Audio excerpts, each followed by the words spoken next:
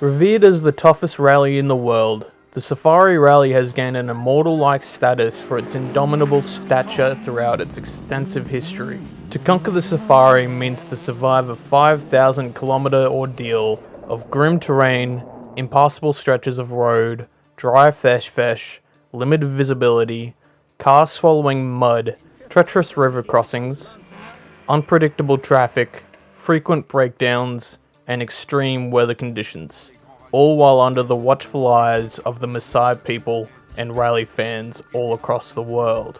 Over the years, drivers and manufacturers alike have come from all across the world to test themselves against the Grand Safari Rally as the ultimate test of might and machine. So let's take a deep dive into the history of this crown jewel of the World Rally Championship. This is the Safari Rally's evolution. The first Safari Rally can be traced back to May 27th, 1953, beginning as a celebration of Queen Elizabeth II's coronation, who was informed of her ascension while on holiday in Kenya the year prior. Organised by a pair of Nairobi businessmen, the East African Coronation Safari would consist of 5,000 kilometres of open roads across Kenya, Uganda, and Tanganyika. Competitors would all start at the centre of their respective cities and be escorted out by a pace car. From then on, they were on their own to navigate the safari. Following a general route between points of interest, all entrants would venture approximately 3,000 kilometres before each route would converge at Iringa for the final stretch to Nairobi. With 57 participants, just 6 passage controls, and no service crews, with repairs being the responsibility of the participants themselves. The event would be split into 4 categories based on the entrance vehicle's retail price, with minimal upgrades being permitted. For each category, an ideal time between time controls was set, with penalties being given out for not reaching the ideal time, with penalties also being given out for any visible damage post-event in a so-called beauty contest. The winners were decided by who had the least amount of penalty time at the end of the challenge. While no official winner was declared, unofficially the victory was given to driver Alan Dix alongside co-driver Johnny Larson and their trusty VW Beetle, with awards for best performances being accredited to the best machines, VW Beetle and the standard Vanguard. From then on, the rally became an annual event, going on to grow dramatically, quickly gaining notoriety through local news and media, and gradually spreading abroad as a true endurance rally, which tested both grit and iron, capturing the awe of international drivers who would begin to test their steel with the rally. But they would be consistently outclassed by the local white drivers and their greater knowledge of the local terrain. It would also gain the attention of manufacturers who would begin to invest the event by entering in their own teams in a test of reliability of their own, taking the teachings of the Safari and implementing them into their own commercial vehicles, along with using their successes in marketing efforts. Year after year, the East African Coronation Safari would develop into more of a conventional rally, with the event acquiring international status from 1957 as the first Europeans began to test their luck at the safari. The absence of drivers of African descent was down to the social systems and laws in place throughout the 50s, as ownership of motor vehicles and through proxy entering in motorsport events were restricted to the white minority, and motorsport in East Africa became known as an Mzungu sport. But around the turn of the decade, the social tides were changing in Kenya and neighbouring countries. With independence and decolonization around the corner, the strict racial laws were starting to be dismantled, and the first Africans would begin to make their mark on the rally in the 60s and 70s, birthing early stories of local talents who would end up besting the Mzungu and international talents alike. At the start of the 60s, the event was renamed to the East African Safari and coincided with an influx of European talent looking to test their rally steel. As the talent came, their rules followed, with upgrades to cars being allowed, as long as they were homogenized and verified by the FIA, moving away from the common cars that were the foundations of the Safari Rally to more specialized rally cars over time. Coinciding with this, vehicle classes were changed to be based on cylinder count rather than retail price. Despite the major influx of international talents, the Europeans would continue to struggle to compete with the local rally specialists, as throughout the 60s, no international crew would take the victory.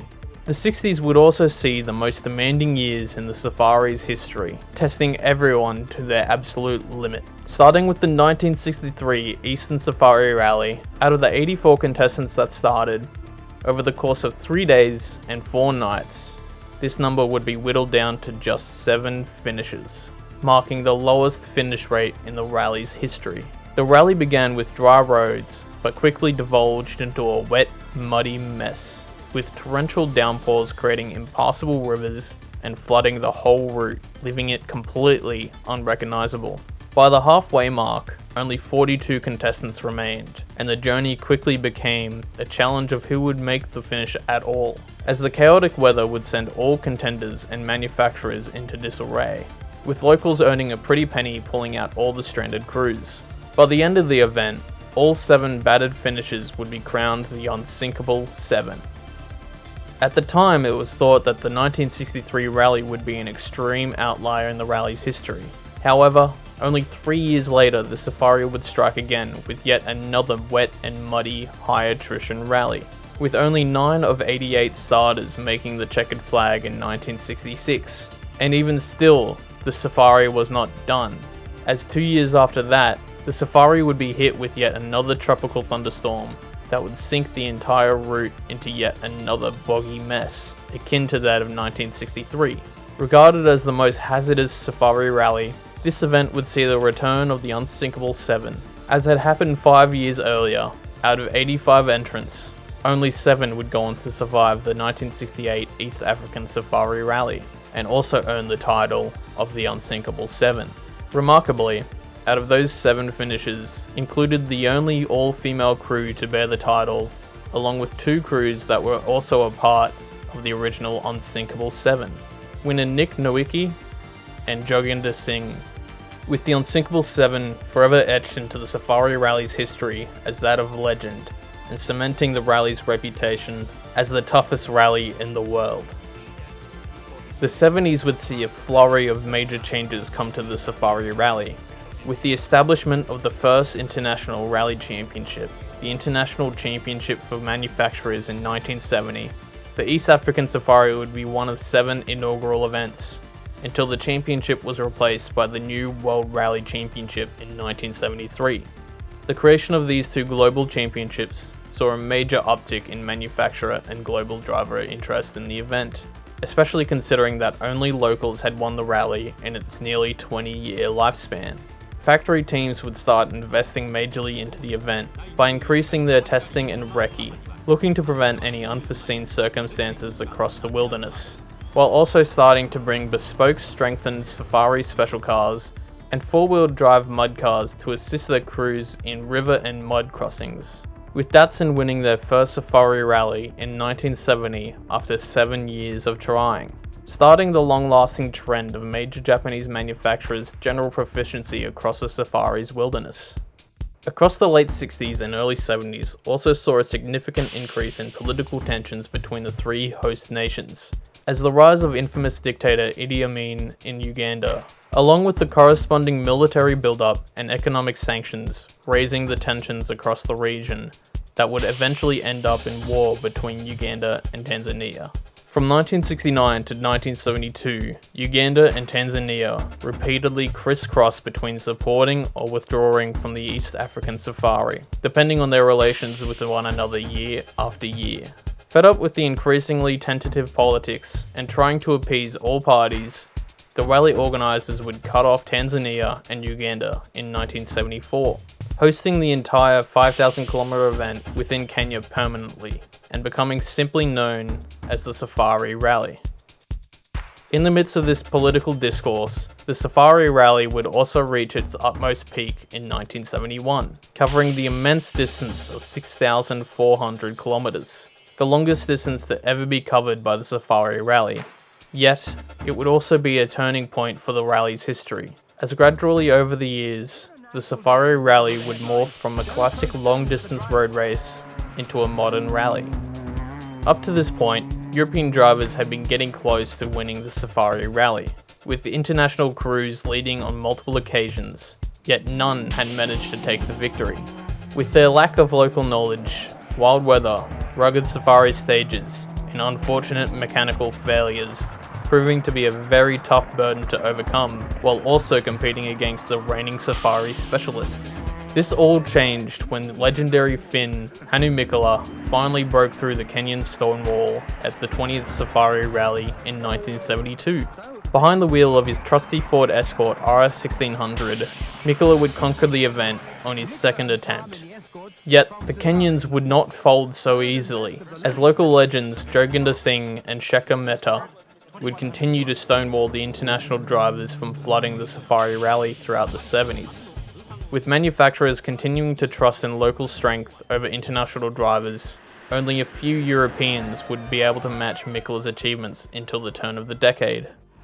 With the WRC's rapidly increasing popularity and the introduction of the infamous Group B regulations, came with it higher prize pools and even more investment from factory teams, further increasing the amount of testing and recce at the Safari, along with introducing chase cars, planes, and helicopters to support their crews with maintenance, medical, wildlife, and spotting hazards ahead, with these aspects becoming mainstays in the Safari Rally. But this also came at a cost to the local entrants, as with manufacturers' further investments, the mostly independent crews of Kenya would struggle to keep up with the large amount of prep and backing from factory teams, with local talents essentially being boxed out of the competition or, depending on their rally status, joining a factory team. The Group B revolution would be delayed a year at the Safari Rally, compared to the European season. With Audi launching their Safari campaign in 1983, it was highly expected that the brand new four-wheel drive entrants with their greater performance on loose surfaces would better the old two-wheel drive philosophy.